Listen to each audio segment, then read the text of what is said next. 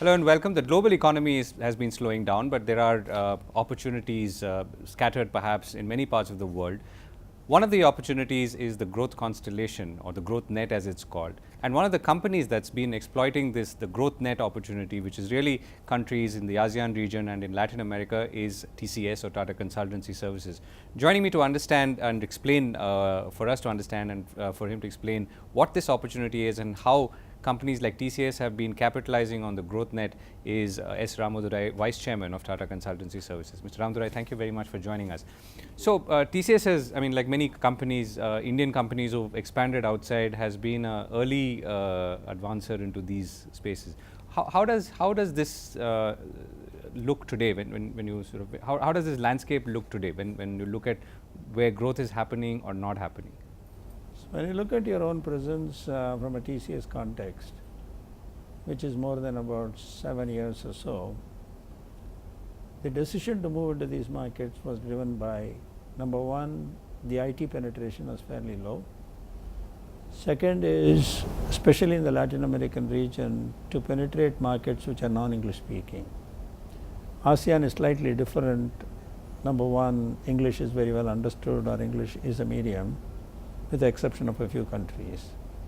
But we decided to launch in both these countries with a slightly different proviso that we must engage a lot of locals, both from a cultural, language, sensitivity point of view, and create the jobs on the ground.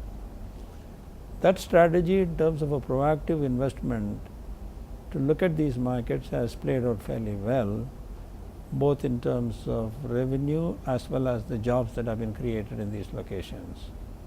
For example, the Latin American market has more than 10,000 professionals, a similar number in the ASEAN region if you take these various countries. Working for TCS. Correct. So, I think we believe that the opportunity to participate in the growth of those countries, create the jobs in those countries, plus create opportunities for TCS on a global basis as an emerging market multinational, has played out very, very well. And that's the theme of this growth net Right. also. Right. So, how does this compare to BRIC, and does this mean it's an opposition to BRIC, or is it an alternative? I think it is not opposition to BRIC or anything. It's just that the regional and the emerging markets, which are very closely aligned, closely happening places, they have to come together and discuss some of the common issues. The common issues could be under political governance, could be under foreign direct investment or FIs, could be under the social issues of jobs and disparity in the income levels, and mutual learnings which can play out for each other. So, how would you rate TCS's experience in these countries as opposed to, let's say, the more advanced traditional market for IT exports? I think the traditional markets have always understood IT because of the longevity they have been in that space. To them, what is the value proposition and how do you quantify that value proposition, and why do I have to come to you beyond cost, has been the question. On the other hand, the Latin American or the emerging markets, the question is, we need a lot of IT help, we need a lot of technology deployment through applications development. Can you help us to build that kind of infrastructure in a way? That's the challenge, and that's where we relate to them. So, the markets are very different from each other. And how should Indian companies who want to expand or grow look at this entire constellation of growth economies? I think whether it's a manufacturing company and or a products company or a services company, they must look at these as markets where the learnings from India can be taken to those markets. Here is an opportunity. We are not doing the and that's simple as in, one. is it a easily exportable? Absolutely. If you customize it to the local requirements, if you create an R&D or a development center or an innovation center in these countries, cross exchange of ideas through mobility of professionals, then it can happen certainly. And how would you rate the growth prospects in these economies from an Indian company's point of view? I think considering that Indian economy has not been doing. I think you have to participate in the growth of these countries. These countries are certainly growing, and some of them are at about 6% or 5% or whatever it is. But for the size of their population, these percentages are very meaningful.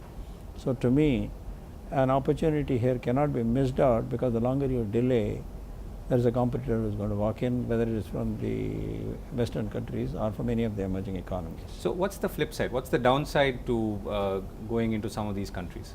The downside in all of this is always the loss of the land, the labor issues in some of these countries, clarity on policies, the cultural, the language differences can sometimes pose a problem. Latin America is not one country, that's what we need to understand. Brazil is very different from Chile. Chile is very different from Argentina. Argentina is very different from Venezuela. So one has to understand these differences, and mobility of the people is not as easy as we have it here as an example.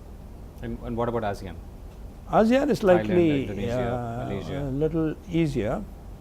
One, because the English is spoken, understood, but again because of the local rules, local regulations, Bhumiputra rules in Malaysia as an example, are nuances and differences one needs to understand. The local partner whom you identify or the local people you hire have to be completely aligned to your value systems, ethics, and the strategy which you put in place. So, if you were to say from a company like TCS point of view, where is growth going to come from? Is it going to be geographies or types of changes in technology or business practices? And if so, what's going to be let's say the top 3 drivers of growth in coming years? I think when you take the Western economies, the growth is going to come from newer application of technologies in newer areas.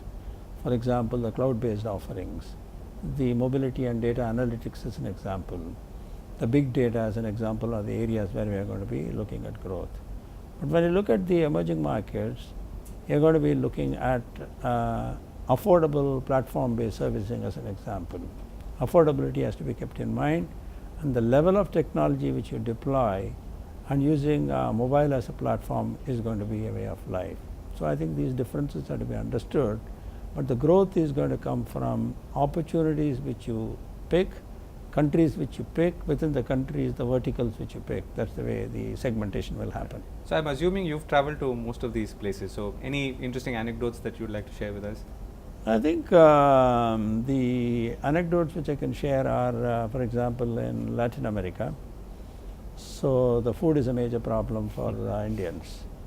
I think for a vegetarian it's a lot more complicated. I think that can affect your thinking in a way. So I've had a problem getting the type of food I wanted. But then they are so responsive, where there are a number of Indian entrepreneurs have started setting up restaurants. So I think it's a way of creating business for others and then making sure you get what you want. Right. Mr. Ramadorai, thank you very much for speaking. Thank you so much.